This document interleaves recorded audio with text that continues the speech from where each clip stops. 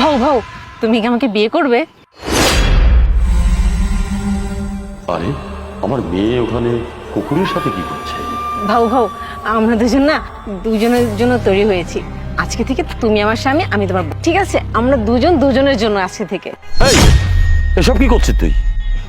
বাবা, আমি কুকুরটাকে বিয়ে করতে চাই। হ্যাঁ, এসব কি বলছিস তুই? তোর কি মাথা খারাপ হয়ে গেছে? চল চল আমার সাথে, দেখাচ্ছি তোকে আমি। আয় আয় আমার সাথে। না বাবা, আহা আয় বলছি। ছাড়ো আমাকে, ছাড়ো। চল বলছি। বাবা ছাড়ো আমাকে। চল। বাবা ছাড়ো। দেখো তুমি চলে যাও আর আমাকে যেতে দাও, নাহলে তো কুকুরটা চলে যাবে, পরে তো আমার বিয়ে হবে না। তোর মাথা নষ্ট হয়ে গেছে নাকি? কুকুরকে বিয়ে করতে চাচ্ছিস? তো কি হয়েছে বাবা? কুকুরকে বিয়ে করা খারাপ কিছু নাকি? আর আজকাল তো মানুষজন কুকুরকে নিজে ফ্যামিলি মেম্বার মনে করে, তাই না? তাহলে তো আমি কুকুরকে বিয়ে করতেই পারি, তাহলে ও আমাদের ফ্যামিলি মেম্বার হয়ে যাবে। ফ্যামিলি মেম্বার মনে করা আর কুকুরকে বিয়ে করা দুটোর মধ্যে অনেক তফাৎ রয়েছে, বুঝেছিস? বাবা আপনি বুঝতে পারছেন না, আমার না কুকুর অনেক পছন্দ। তোকে এক থাপ্পড় মারবো আমি, এই কুকুরকে যদি আরেকটা বার বিয়ের কথা বলিস। বাবা দেখুন, আপনি কিন্তু আমার হবু স্বামীকে নিয়ে এইভাবে কথা বলতে পারেন না। সাথী, বাবা প্লিজ, আপনি আমার সাথে কুকুরের বিয়েটা মেনে নিন না। দেখুন না, এই কুকুরের সাথে যদি আমার বিয়ে হয় না, এই কুকুরটা আমার সাথে আমাদের বাড়িতে থাকবে। আমি যখন যা বলবো কুকুর তাই করবে, আমার কথাতে উঠবে বসবে। আমি ঘুরতে বলে ঘুরবে, আমি বসতে বলে বসবে। আমি যখন ইচ্ছা তাকে যেভাবে ইচ্ছা ওইভাবে নাচাতে পারবো। সে সবসময় আমার কথা উঠবে বসবে। এইরকম স্বামী আমি আর কোথায় পাবো?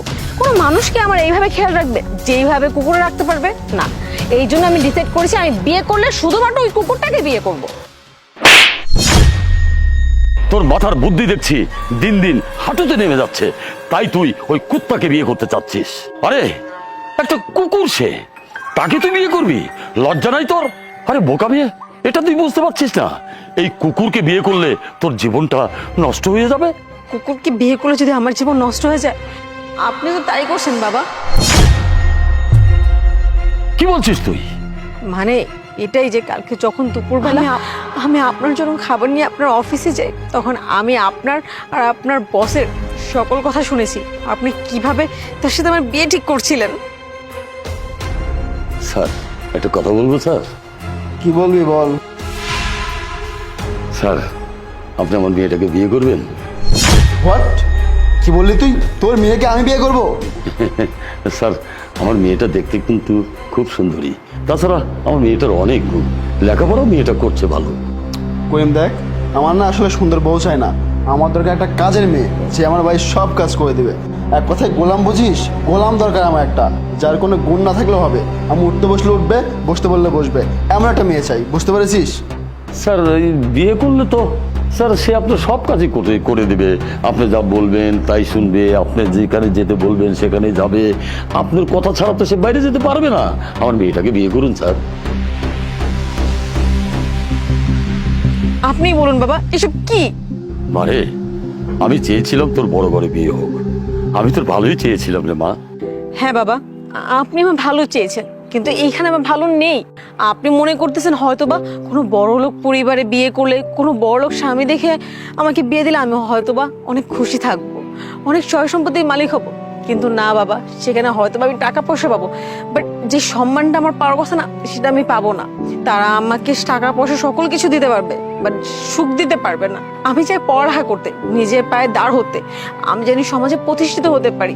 আর আপনি গর্ব করে বলতে পারেন যে আপনি আমার বাবা, কিন্তু আপনি আপনি তো সকল কিছুই চান না। আপনি চান শুধুমাত্র যে এইটাই, যে আমার একটা বড়লোক ফ্যামিলিতে বিয়ে হয়ে যাক। কিন্তু না বাবা, আমি এইভাবে সুখে থাকতে পারবো না।